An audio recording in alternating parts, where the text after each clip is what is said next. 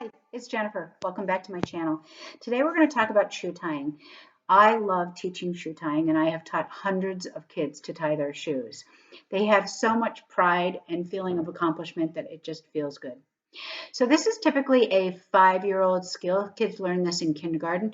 And the reason that is because they've learned all those concepts of on, next to, behind, in front of, on top of, below, and left, right, motor planning skills that will help us with shoe tying, frustration tolerance, impulse control. So all of that is coming together, and now we're ready to learn how to tie shoes.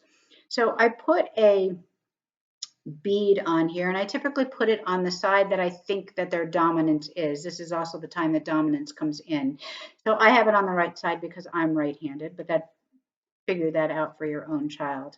So I have a couple of principles that I talk to parents about before we teach shoe tying. One is do the steps slowly so that they learn each step before they move on. And I break these down into itty bitty baby steps so that they are successful.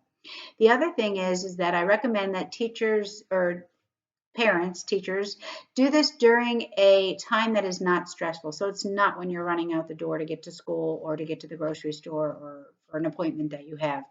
It's at bedtime when you're laying in bed and you're just chatting and you can practice. So all of that motor planning and motor memory is important.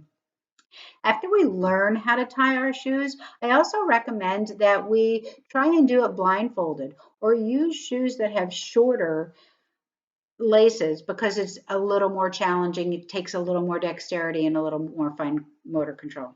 Ready? Let's get started. So the very first thing I have them do is make an X. So I want them to cross the laces over. That's it. Step one, make an X. Over, over. Step one.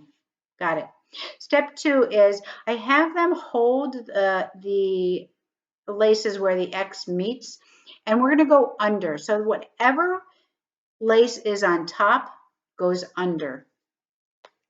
Now my trick, when I do this once, you can see how it's a little bit loose. My trick is they do it twice. So they make their X, X, top lace goes under, and under again. Step number 3, pull. So you can see that it stays just a little bit better. So my next step is why we have the bead here. So we're going to make our bow.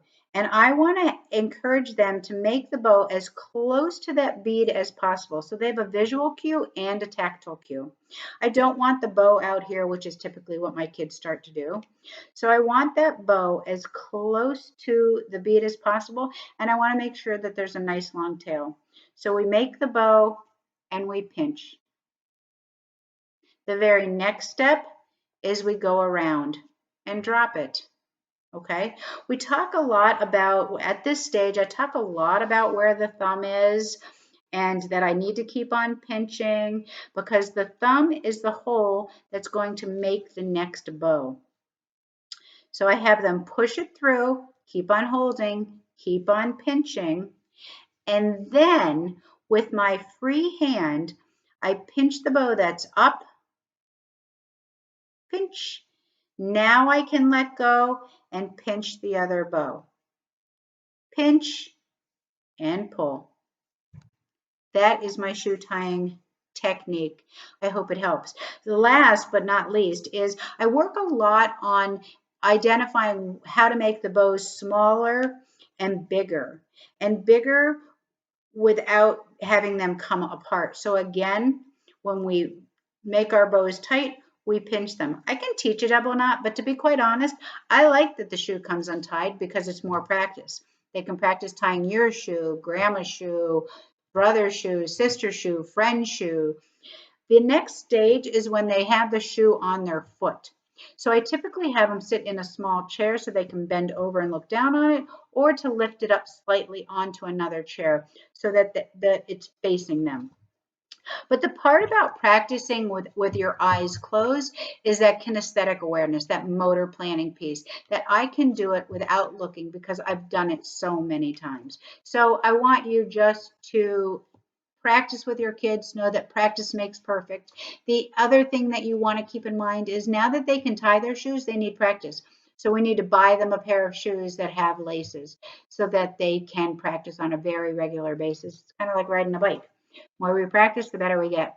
Have fun, stay safe, tie your shoes, wash your hands.